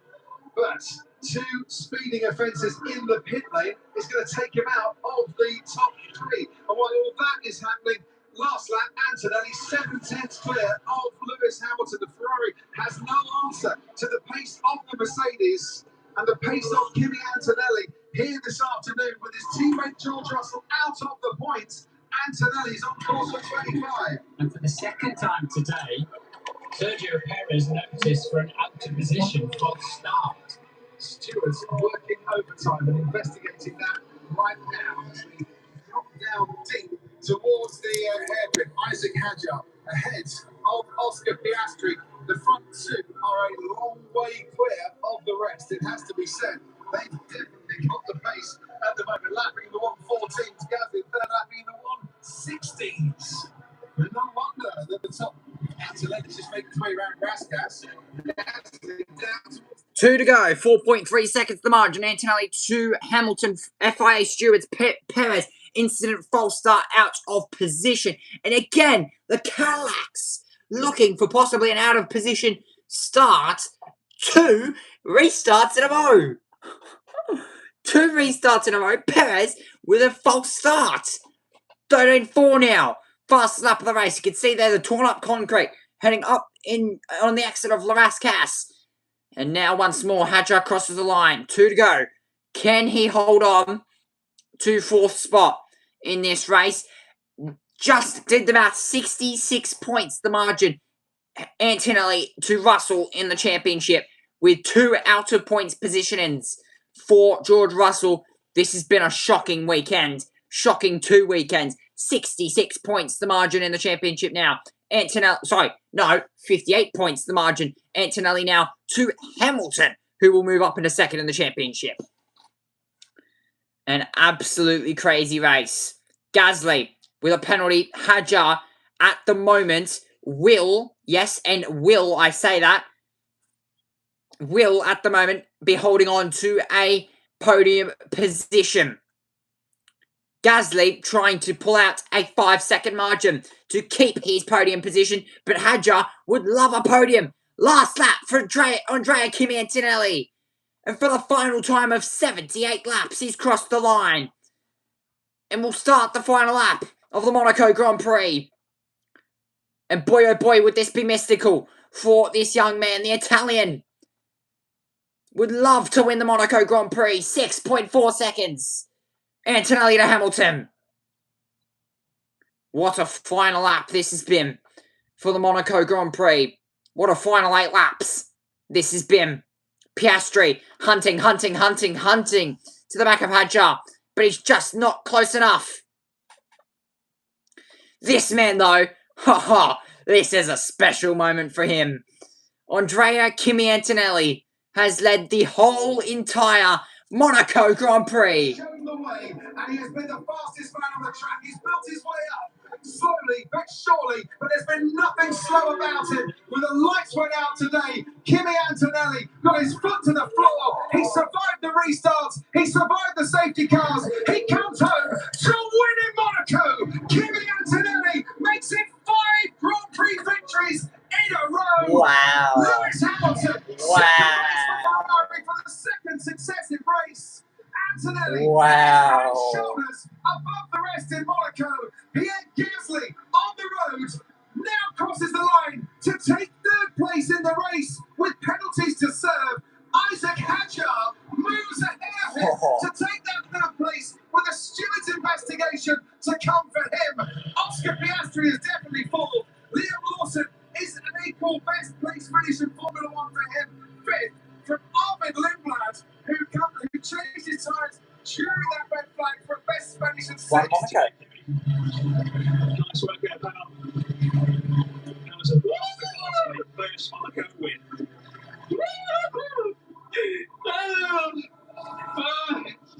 Oh my god.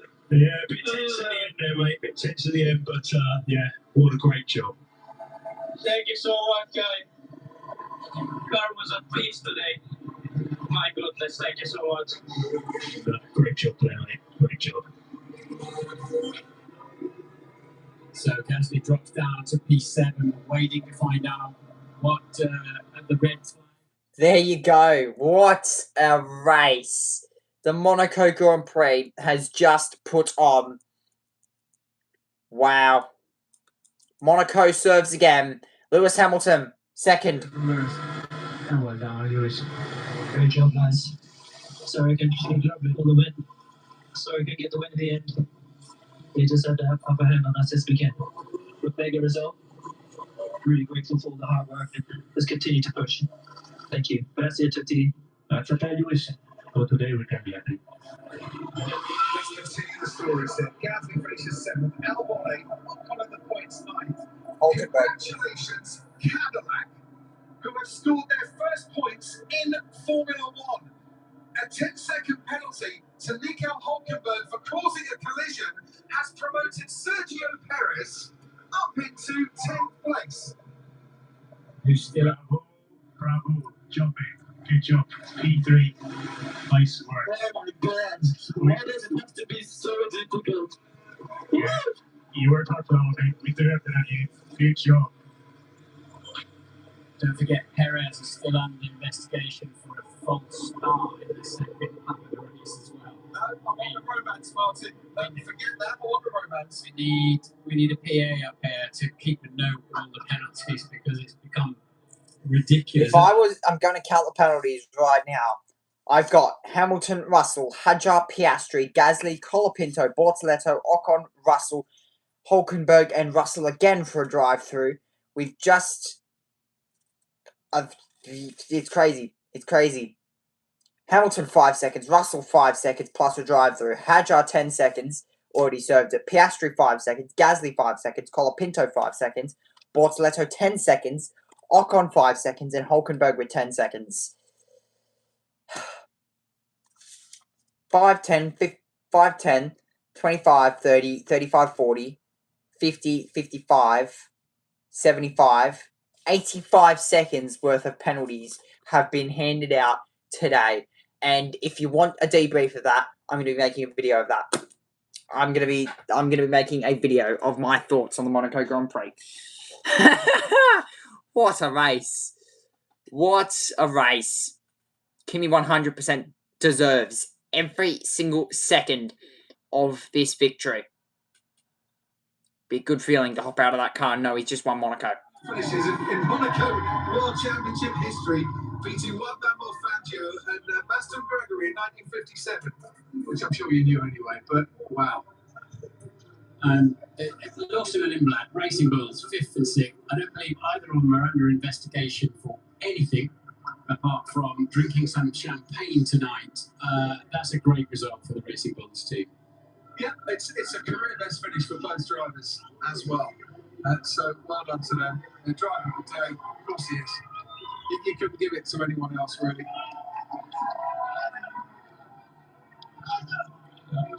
It's a shame we're waiting on the Isaac Hadjar investigation, because I'm sure he'd like to join in the celebrations. We'll see how muted they are from him. on the podium. But do you know what? If he has scored a second podium in Formula One, given his drive today, Mike, that was a stellar effort. Yeah, so they're going to investigate his red flagging after the race. So he gets to act like he's finished third from now. And isn't that a new record for, you might have said this, a new record for Lewis Hamilton, number of podiums? I said it earlier in the race, but I haven't said it since it. Here in Monaco. Yeah, in Monaco. Yeah. 8 podium finishes for Lewis Hamilton in Monaco equals Ayrton Senna. Yeah. As you were alluding to there. And as super driver, Ferrari didn't have Mercedes pace at all today. Lewis was struggling a bit before the safety cars in terms of his tyre degradation, but he'll be more than happy with that second place, I'm sure. The big loser in the championship race today, George Russell, out of the points for a second successive race. Lando Norris out of the points for a second successive race. Yeah. Max Verstappen out of the points after his first podium finish of the season last time out. When George Cup broke down in Canada, I remember saying, well, what goes around comes around, but it hasn't at all, has it? And nobody. Yeah, what a win for not Gabriel Bortoleto, Jesus Christ. Kimi Antonelli wins the Monaco Grand Prix. That is a good feeling. George Russell, though, this man has not got a smile anywhere close to his face. His engineer there on screen as well, having a chat to him, saying, you know, you tried your best. You didn't fail. You tried your best. And yes, there's a margin of like 66 points in the championship. Actually, stand corrected, 58 points in the championship.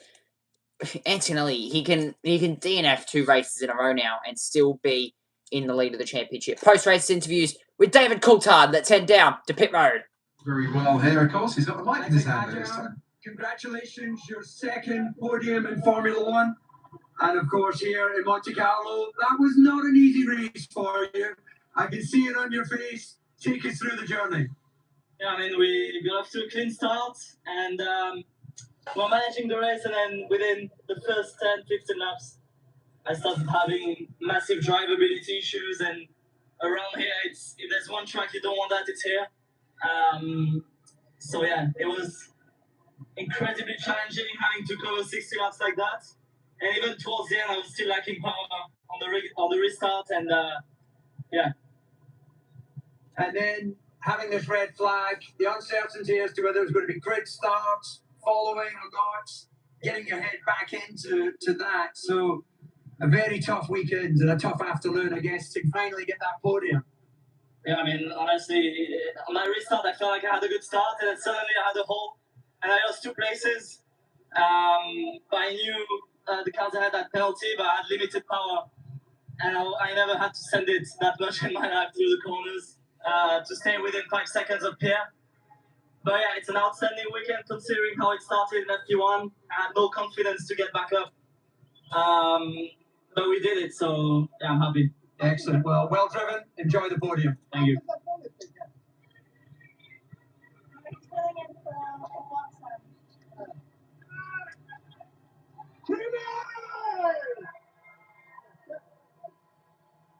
Lewis Hamilton, you have now 10 minutes. had your 8th podium result here in Monaco. 10-15 minutes. Equals the late great Ayrton Senna. There's no one more than you two guys have had more podiums. You've been on it all weekend. Tell us about that journey. Yeah, well, I mean, I have to start by congratulating Kimi and to the Mercedes team. My whole family, they've done it again. They've created an amazing car, and Kimi's doing an incredible job, just delivering weekend out. So it's great to see, and I'm really happy for them. On our side, I think we've been progressing over the past months, and can't quite keep up with them just yet. And it's probably going to take a lot of work for us to get to their level. But to get another second place is such a great feeling, especially in Monaco. Under the trickiest conditions, it was the hardest conditions out there, and we've had such a great turnout today as well. So yeah, I'll definitely take it. But just briefly on that, when you mentioned the difficult conditions, what particularly of all of the Grand Prix you've done here was giving you the biggest challenge? I think for me, it's really the car. The car is good, but we need more downforce ultimately. And I think just with the tires, with the different scenarios we had out there, you know, I ran out of tires quite early in the first stint, and then I was on that long second stint, and these tires aren't particularly great just over a long stint. So holding on to that was going to be tough. And then once we had to slow down on the safety car, you lose all temperature, and you saw with other drivers out there that it was really hard to stay on track. So I think just with all the different things that have been thrown at us, it was massively challenging. But really grateful for the day. Happy, grateful to the team. Grazie to everyone back at the factory, and all the guys here worked so hard to get this result. They truly deserve this and more. And I just got to keep working harder to try and see if I can finally take that next step for them too. Yeah. Well, I know you're doing your way to the podium, so enjoy. Thank you.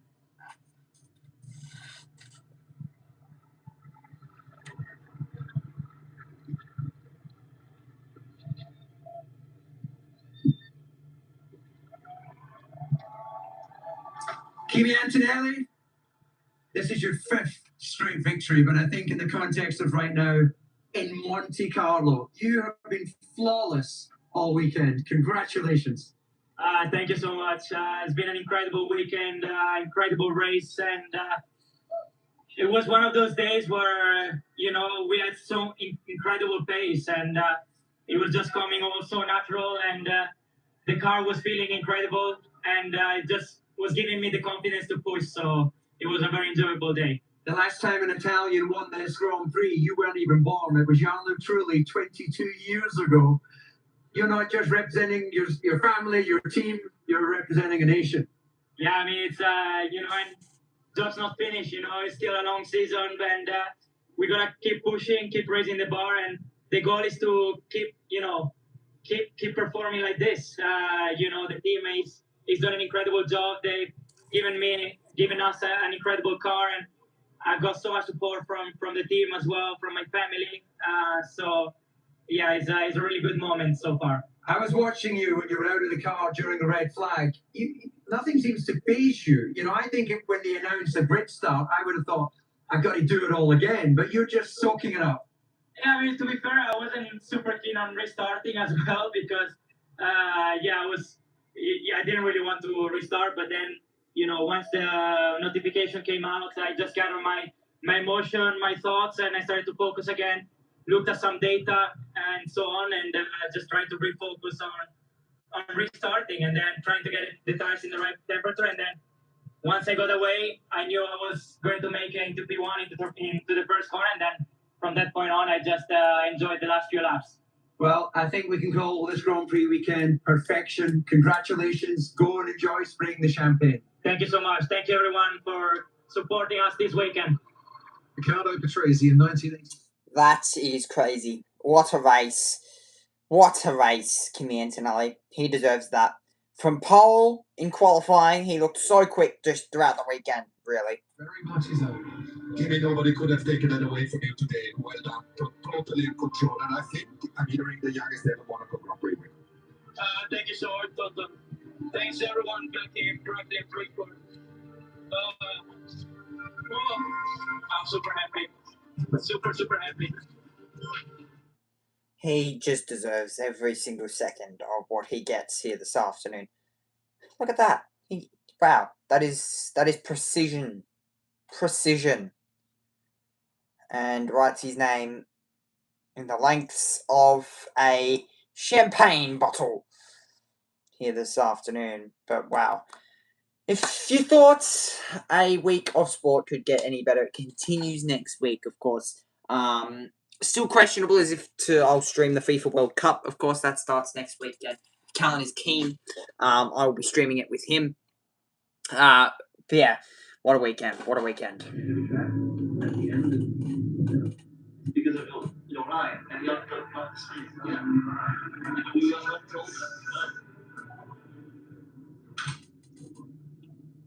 That's a lot of wins, buddy. Yeah, that's actually too many. Actually, yeah. Oh, that's good, man.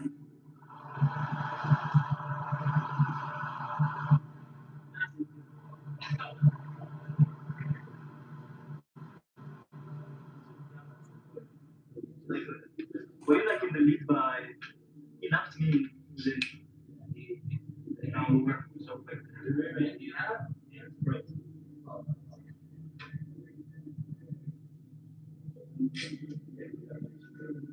Lucky lapses, but I think you know. Maybe the tarmac in the last corner when it was breaking up. No, it was tarmac breaking up. I thought it was like no. I initially thought as well, but then I looked at it properly, and it was yeah. Okay.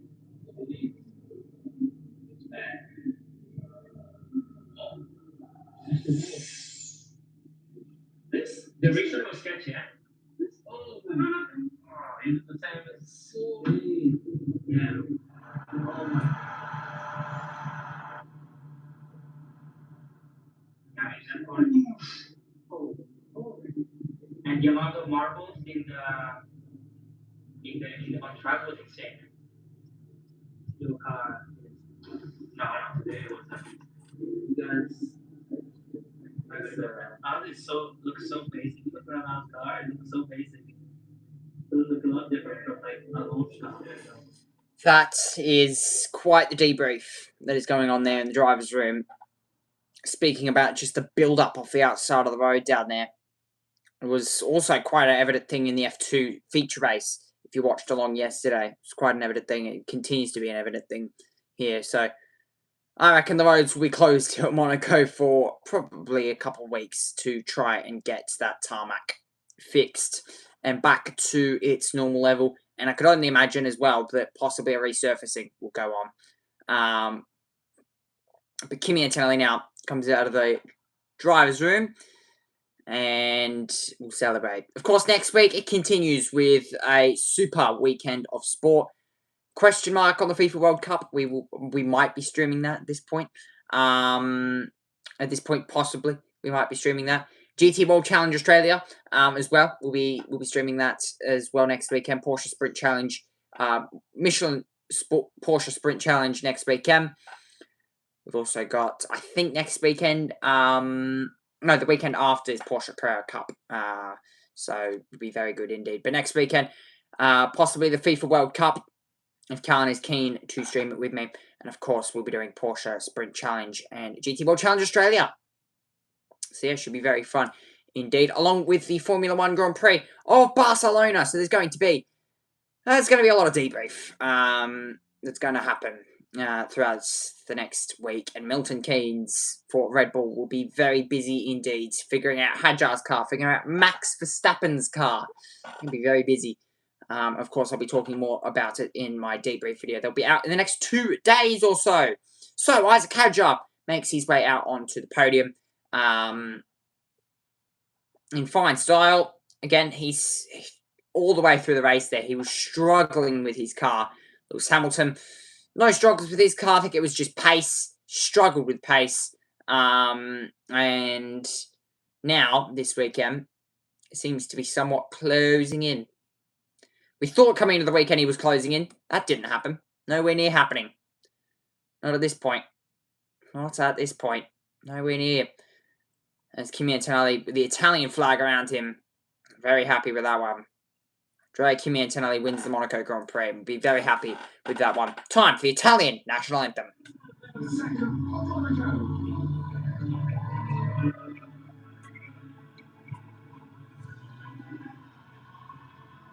There to receive the Constructors' Trophy is Toto Wolff, CEO and team boss at Mercedes. Gonzalo will be very pleased to present that trophy to the youngest recipient of the winner's trophy here in Monaco.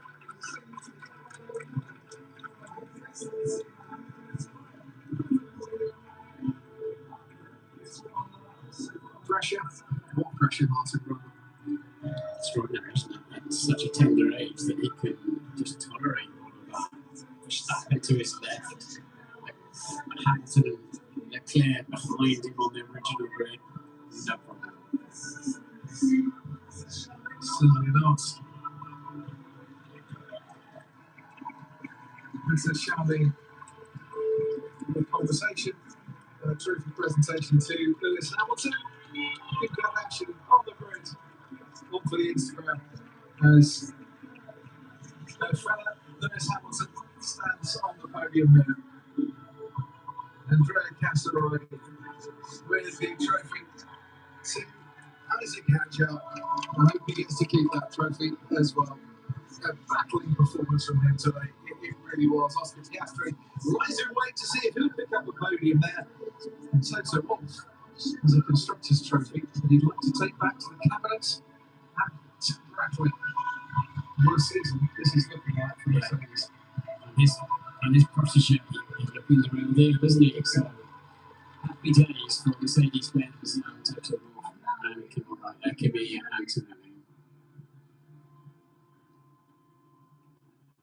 And now, in honor of Kimi Antonelli and the match of Mercedes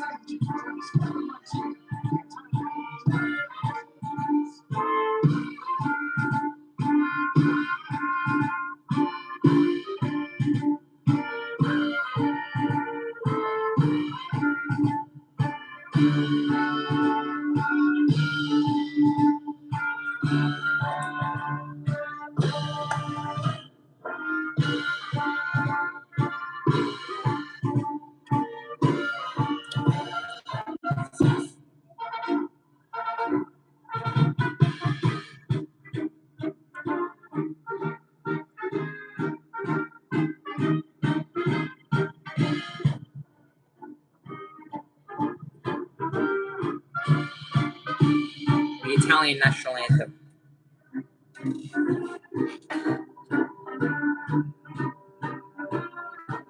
How dare you?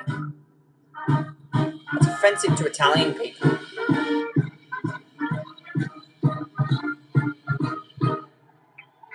And that is the second time this weekend we've heard that Italian national anthem playing across Monaco. Hopefully it's not the last time. And it certainly isn't the last time. Very nicely done.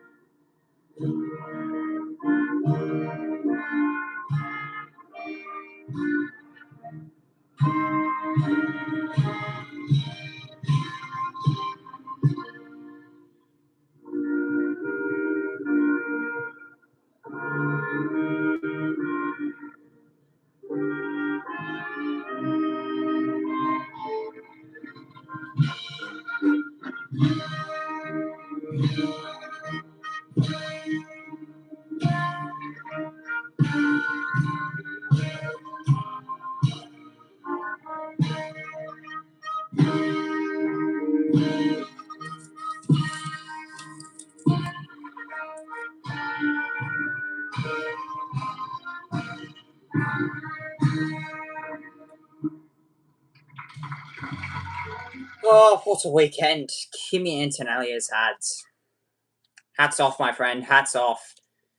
The Italian Kimi Antonelli once more takes gold in Monaco. Very nicely done. Next weekend, it continues Porsche Michelin Sprint Challenge alongside GT World Challenge Australia. Of course, the main event of the weekend, the Formula 1 Grand Prix. We head off to Barcelona. Can Kimi Antonelli continue his success and the confidence he's growing with 5 in a row? Can he go 6 in a row come Barcelona? The champagne will spray here this weekend. Next weekend, GT World Challenge Australia, powered by AWS, returns and should be very good to see what happens there. Yeah, and also the FIFA World Cup is returning for the first time in 4 years. If, of course, Callum wants to commentate it with me. If he doesn't, then I won't be streaming it. But yeah, what a weekend. Kimi Antonelli, can he continue his success and his absolute domination this weekend? We'll have to wait and find out when we head to Barcelona. But I'll catch you next weekend for the Barcelona Grand Prix. Bye-bye.